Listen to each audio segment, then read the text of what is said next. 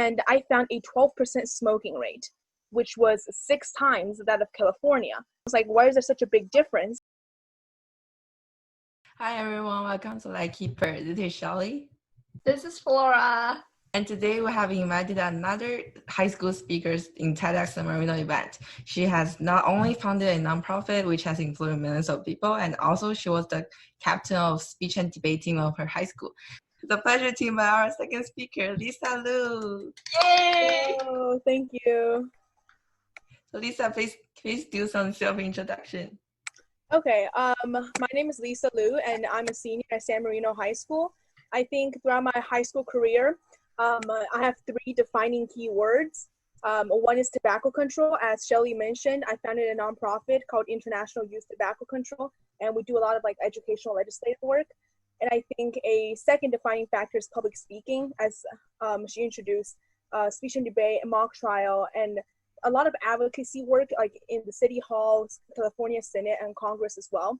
And then the third defining keyword would be community involvement. I love being in a bunch of different clubs and organizations because it really opens my eyes to see what types of team structure and organizations there are. And I think it's just a really well-rounded high school experience. So now, Lisa, can you tell us more about your life during quarantine? Okay. So in the morning, I reluctantly wake up to school. 8:30, that's when we start. And then basically we're online, we're doing assignments until 2. And at 3, I work out with my basketball team. We have do it through Zoom. And then I'm currently I have 2 jobs right now. One with the law firm. I was recently hired by them to do international publicity work for a Supreme Court case that they just won. And then I'm tutoring. I'm tutoring a middle schooler in ISEE for private high school. Taking up knitting too because my math teacher forced me. Everyone needs to knit. Okay, I was fine. And then I've been trying that. And then, I've been writing some of my own raps. So that's kind of exciting. Wow, that's such a full schedule. For me, it's only sleeping, eating, and then sometimes do some work maybe. I feel that a lot of times, but I'm trying to go back to that. It's kind of hard. Oh yeah, it's very hard to keep motivated. But I mean, you're doing a great job. I'm pretty sure about that. So as mentioned, you actually have decided to go to UPenn. So what are some maybe next step after graduating from high school? Yeah. So if I do end up enrolling in UPenn, I plan to pursue a degree in political science in the College of Arts and Sciences, and then a dual degree in economics in Wharton.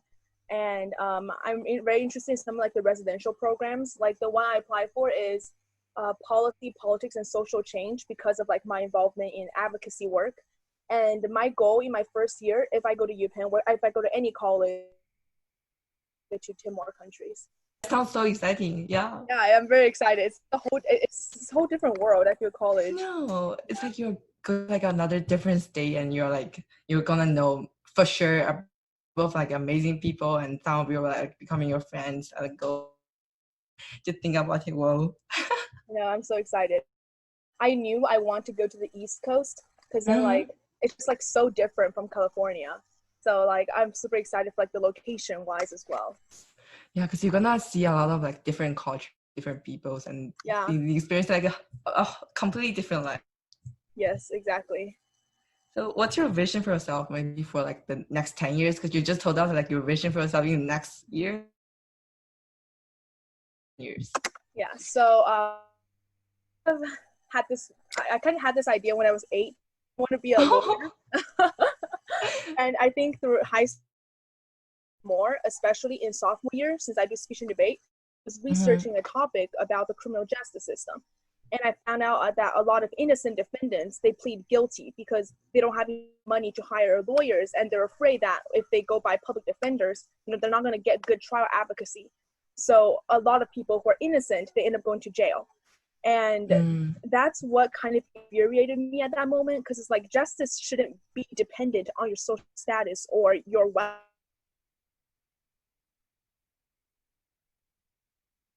And then in the long run, become a judge.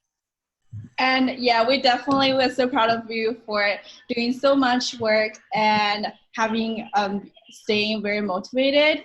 And now we want to know what's the proudest thing you have done? What's a proudest accomplishment that you have? I think throughout high school, there was this one moment that I felt touched. And okay, so like what we talked about, like starting my nonprofit, but honestly, it was really, really hard, because we're completely student-led, and in the beginning, it was just kind of me. And because we didn't have any adults leading us, it was really hard to get partnerships, to get funds. And I remember, I would walk like 30 minutes to go meet a district official, but then when I get there, they're like, oh, he's out of office now. Okay. And then I remember like I was solicited door to door for funds, but then the companies all rejected us, like send emails, and they would never get responses no matter how many times I follow up. So in the beginning it was like really, really hard. And when I shared my story with like my classmates, like they all told me that you're never going to accomplish your vision of preventing teenage tobacco use globally. And at multiple points I really wanted to just give up, honestly, because it was really tough.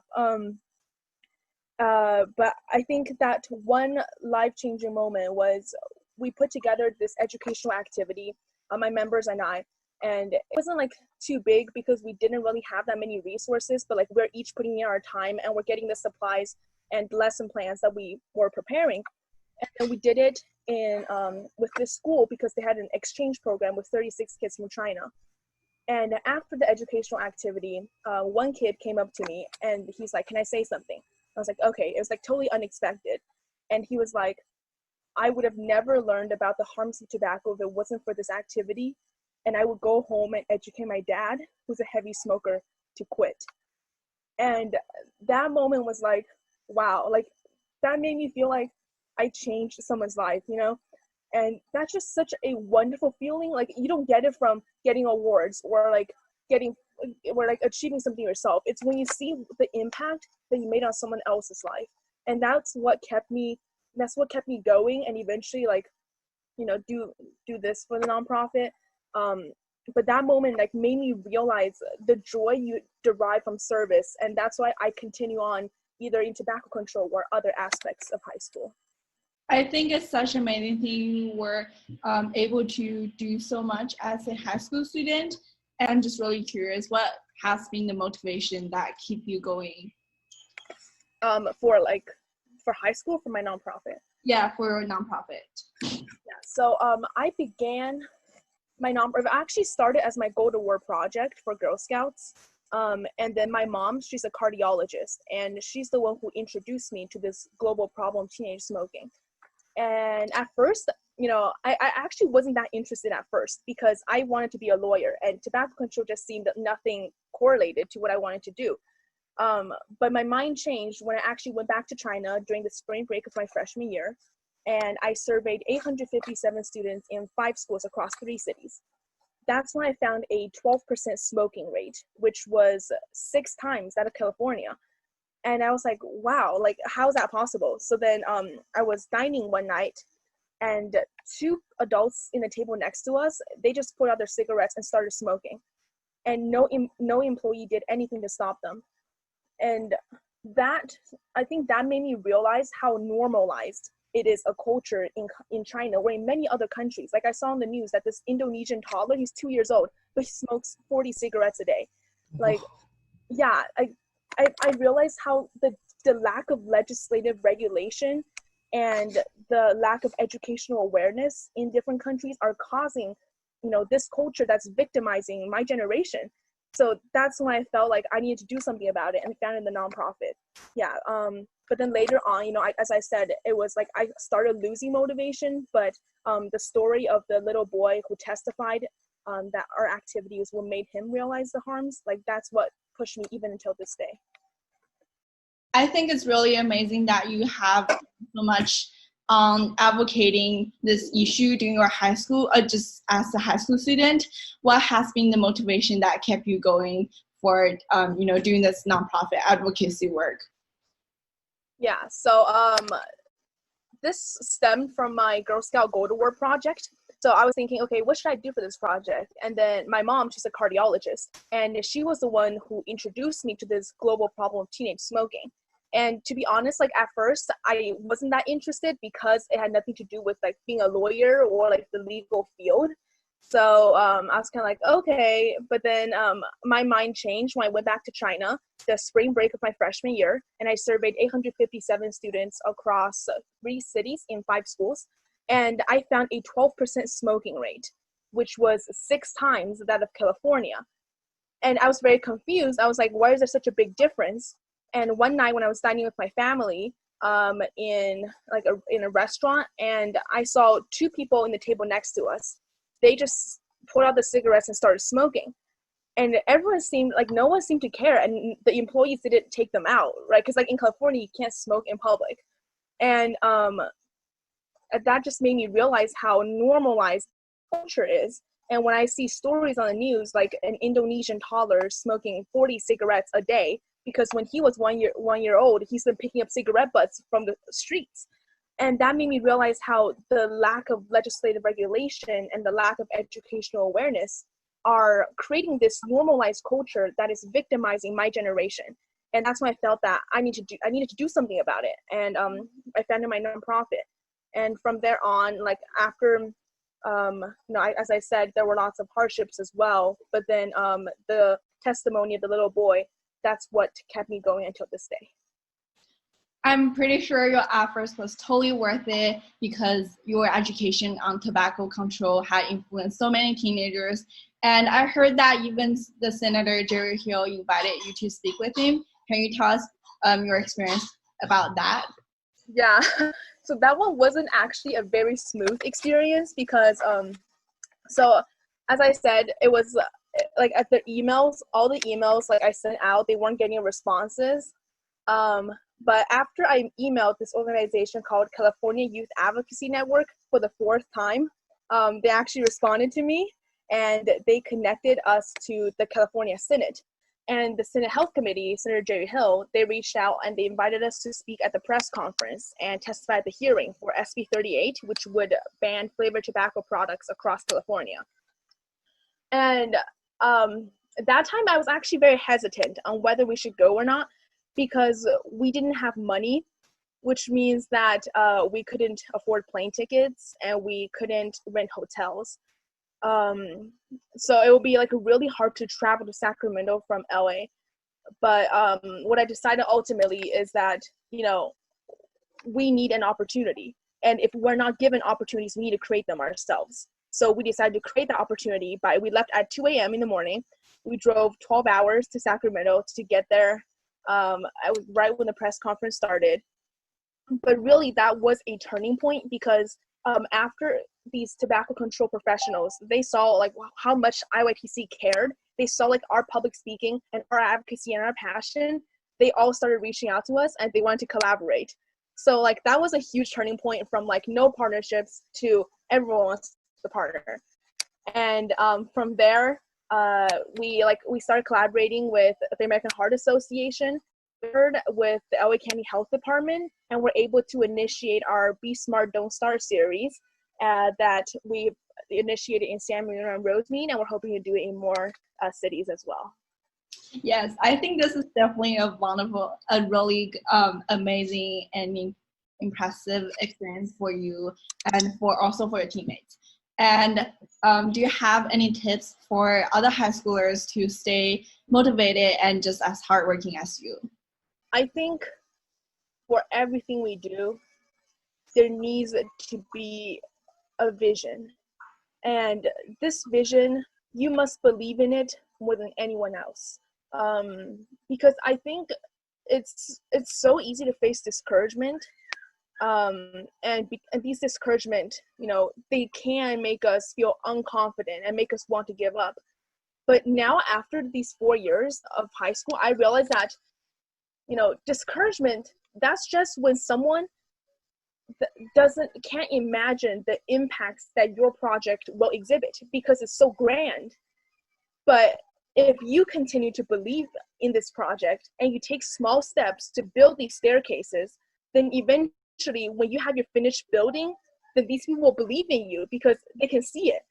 So I think really having a solid vision is so important in like any project. And I think something else that I want to say is that through my nonprofit, I understood the inextricable link between opportunity and success. You need opportunities, and when you don't get them, like in the beginning when I didn't, then you need to create them. You need to create opportunities, like like for me, reach out to the principal to try to initiate an educational activity, try to figure out how to get to Sacramento to go to the Senate press conference. Like if you don't get opportunities, which is very common when you're a high schooler, because no one really cares about you, then you have to create them yourselves, and after you do, people will. I'm very touched on what Lisa said about discouragement and opportunity, because as a founder to nonprofits myself, I face similar problems, and I think these tips are so helpful and really just helping me on these issues. And Lisa actually also talked about her nonprofit in her TEDx speech. So now let's shift to TEDx. How did you get involved in TEDx in the first place? So the president of the San Marino Griffins Lions Club, Vivian Liu, she was the one who introduced me to this opportunity, because we have lots of interactions since I'm the president of Leo Club in the high school, and also I've done lots of like Lions international speech competitions, so she knows that I love public speaking. So she was the one who introduced me, and then I was like, wow, that's like such a grand stage to share my ideas. And then that's when I started reaching out, and I got involved with there. So throughout the program, do you have a favorite moment, or something that you think is really interesting doing the program? I think whenever you write a speech, it's a reflection. It's a reflection of your past years of life. It's a reflection of what you care about. It's a reflection of how to communicate your ideas to the audience. And I think I just really enjoyed this whole process of reflecting, because when I think of my story, I know it so well, but then how to communicate that with other people is a question that I really have to try to put together and process. And I think like through this TEDx speech, it made me realize like something that I really, really cared about, because my TEDx speech talks about like, being reliable, having empathy. And I think that's a big problem in our society today, is that we sometimes forget to empathize, or our empathy isn't strong enough to kindle action. And having a platform for me to like incorporate my own experience into something that I really want to share, I think that's just very enjoyable. Like the whole process is very enjoyable to me. Yes, I really like how you said that one person's experience influenced how her or his speech would be. So do you have any personal experience with your topic, or what made you choose this topic? I think it has to do with my childhood too, because when I was 3 years old, my parents left for America, and I stayed in China with my grandma. So it was for 5 years that I didn't really see my parents, and I don't know how I was supposed to feel in my childhood, because I didn't really experience kind of that one with the company of my parents. But I think something that I learned through those years is that I have to be independent. I have to take care of myself, because if I don't, there's no one else. And I think that's a value that I instilled into myself since very, very young. And even going into high school, I'm like, okay, I need to be financially independent as well. So I started working sophomore year of high school, worked like 6 different jobs, because I want to support myself, pay for my own extracurricular fees, and even help all my family. But I think what changed though is that, so part of it is through my nonprofit, but part of it is, I think it was 6 years ago, I think it's in 2014, I saw this story on the news, and it was in New York when this person named Eric Garner, he's an African American, and he was illegally choked to death by 2 white police officers. And I was watching the footage of it, and as he was yelling, "I can't breathe," 11 times, and no one around him did anything to help him. They just watched him die. And that just struck me so much. I'm like, I understand, we are scared, but if we don't care about even lives, then what is the point of anything? What is the point of learning? What's the point of going to college if we don't care, if we're scared to care? So that's when I realized that I can't just be independent, because then I feel like there's really no purpose to living. Like if you're not going to give anything back or not going to contribute anything, then there's really no point to things. And that's like a big philosophy I hold, like about going to college as well. Like it's never about doing the things I do to get into a college. It's always about how can college help me do better the things I already do or the things I care about. And so really this concept of being reliable coming after being independent, like there's another stage of our life that's beyond just sustaining ourselves either financially or personally. So that's a message that I really, really want to share. So yeah, sorry, I went on for a long time. But yeah, that's kind of how I got the inspiration. That was such a good answer. It's so good. Yeah, I totally agree. But it's kind of lagging a little bit. So let's, as Lisa mentioned, her speech topic is about reliability and independence. So I just really want to ask Lisa, which one do you think is more helpful to you if you had to pick one, independence or reliability? The thing with these two is that they're very intertwined. If you are not independent, you can't be reliable. If you can't even take care of yourself, you can't take care of others. It's very simple. But the thing is that after you can take care of yourself, do you have the heart to take care of others? And I think what I'm trying to communicate in the speech is, after you're independent, after you already attained this amazing quality, are you willing to go a step further? Because that's not the end of your life. There's another stage called being reliable. That's just something much higher than just being able to take care of yourself. And I think there's no way to choose one. I can only say that independence comes before reliability, but reliability is a much more encompassing value, in my opinion. Comparing vaping and use of tobaccos, there's such a saying like vaping is saying to be like a safer way of like taking nicotine and like feeling like the same feelings as you're using tobaccos. So actually vaping has been used as one way to like help you to quit you smoking. But like how would you come up with this kind of thing? I know. When I go to like City Hall or at the Senate, there's the opposing side. That's like their biggest argument. It's cessation. Well, it helps you quit smoking. But first of all, we've been studying cigarettes for like the past hundreds of years, right? And we've known all its effects now because of the research. But we've only seen like vaping pods for the past decade. There haven't been a lot of research. So really, like, there's no way to really scientifically quantify their harms or benefits. But what we've seen is that, in the past months, we've seen 2,507 cases of vaping-related illnesses. Many of them are teens. So that's something very tangible that we can see right off the bat.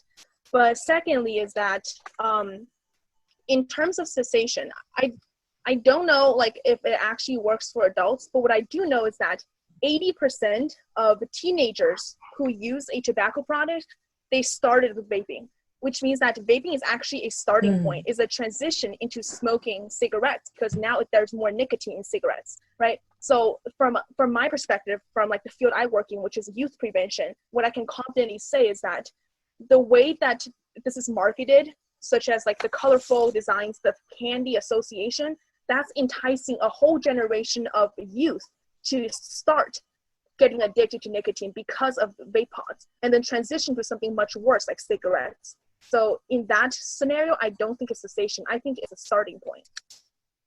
Yeah, I even personally see so many teens like they're vaping and they even take like videos and post it on their Instagram stories. Yeah. I think it's kind of like influencing even more of their peers, because like when they see their peers is like taking vaping or e-cigarettes, they might think it's like not as dangerous as like a tobacco or cigarettes. Exactly. And I mean, there is even accessible to them. Like they can buy it. There's like I don't know if there's a limit on it. It's very easy to get it. Yeah. And also like the design, like it's like a USB, right? and it's made to look like it's technology, which like it's trying to associate with something that's very sleek, you know, that teens like. You know, they play on the popular culture as well, because it's like, oh yeah, I'm so cool, I'm vaping. It's kind of like that. But you know, that's the culture trying to fight because of the manipulative media. That's why people are getting hooked. So as you said, you have such an experience when you were in, I believe it was in restaurant, and there was like two adults who just pulled out cigarettes next to you, because they don't realize the harmful effects of secondhand smoking. Because I just learned this new thing, like secondhand smoking. Do you know this? Can you tell us more about it? Secondhand smoking? Okay. So whenever so there's like secondhand smoking, secondhand vaping.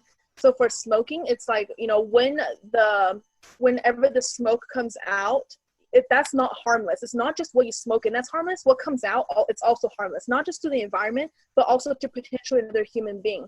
So when you as a bystander inhale that, it does something to your lungs too. I have a classmate, and because his grandparents smoked in the house, he now developed asthma, and he's still so young. And see, that's the effect of secondhand smoking on your family member, which is on anyone, a stranger even. And then for secondhand vaping, that even becomes more applicable to the youth generation, because if you're like doing a project at someone's house and someone just pulls out their vape pod and, you know, they started vaping, then all of you guys around it, you would have that secondhand vape as well. And, you know, what is commonly portrayed on the media of like what comes out is water vapor, but it's not water vapor, it's aerosol. It's what you find in Febreze, like things you spray in your room to make it smell better. Like that's what comes out vapes. And this UCLA professor did a study, and she found that there is no threshold of distance to prevent the vape from entering your body. So no matter where you are, as long as you're in the same room or like in proximity, when someone vapes, then like it enters your body too. It's the same as if you were vaping. So like one time I was at a debate tournament, and this guy was riding on his scooter, and he was like blowing while he was riding, and there were thousands of people there, and whenever he's going down a hallway where there were no windows, like everyone could smell it, and they couldn't do anything about it because it's like it's going in right in the second. Oh my god, I didn't know. I really did not know that, because I've seen people who vape like in front of me as well, and I didn't really do anything, because at that time what I was thinking, because like I saw him like took that thing out, it looks like a USB, and when he was doing that, what I thought was like, oh, it won't affect me, because I didn't even see any smoke coming out. So I was thinking, as long as like I stay out of it, like I don't vape myself, I won't like be exposed to that harms. But as what you just said, it seems like I can be affected too. It's like in the restrooms too, right? Like when they come out, it stays in there. But when you go in, you can smell it, and that's why it's sometimes called the drool room, right? The bathroom's called the drool room, and it's really detrimental to all the students, really. But I think like a big thing, I think there's like a misconception about tobacco control as well, is that like we're trying to go after the students, but really it isn't like that. It's because of the students that we're fighting the industry, because they're the ones, you know, who targeted the students. So a lot of times we're actually trying to do like curriculum where like if students caught, like don't just suspend them because they're addicted, they can't really help themselves. Like do something that's more educational or rehabilitative. So now like actually using tobaccos and vaping has like spread to like younger generations, especially like Gen Z as we are. We see like younger generation are actually becoming more vulnerable to various social issues, not only like vaping, use of cigarettes, but also like cyberbullying, alcoholism, violence. So what do you think of this like phenomena? Like what are some factors you think might have like contributed to this kind of thing? Well, I think the rise of technology is definitely a big one, because that feeds into a culture in high school where everyone wants to fit in. I think that's a big thing. This ideology of trying to being included, I think that's driving a lot of things. Like it could be vaping, it could be drinking, it could be cheating, it could be cyberbullying. Like even with bullying, like the reason why people either join in is because they want to feel like, oh, I'm part of this group, right? Like now I'm included in this, or they just don't do anything because they're scared of being retaliated by that group. I don't know, like if in the past, right, in the 1920s, when people go to school, if that's a thing, but just like now, like observing people, like real life examples in high school, like you can definitely see that going on. But what I think is the solution to that issue is confidence. I think that's something that I've realized throughout high school, is that when you're confident about yourself, then you don't feel the need to be by someone else or feel the need that you have to be part of a group, right? Because when you're confident about yourself and you know that your value is not reflected based on who you're next to or what group you're in, then really these problems don't really bother you anymore. So I'm actually very lucky that like in high school I didn't feel that need to like always, you know, go to this or go to that because I need to show that I'm part of a group. It's really just that, you know, I do my way. If you want to be friends with me, then be friends with me. And I think that's a huge reason why I have very supportive friends and people who like it's always positivity. It's always like we're striving for our own goals, either academically or socially. I really like that as well. I think we all kind of struggle with like the thing that we had to like kind of consider what others think of us. So that really influences how we act. And it's just really about confidence. If we're confident enough, we don't really have to care about it, and we don't have to change our behavior based on others. So I think that's really important. That's so important to teenagers, especially.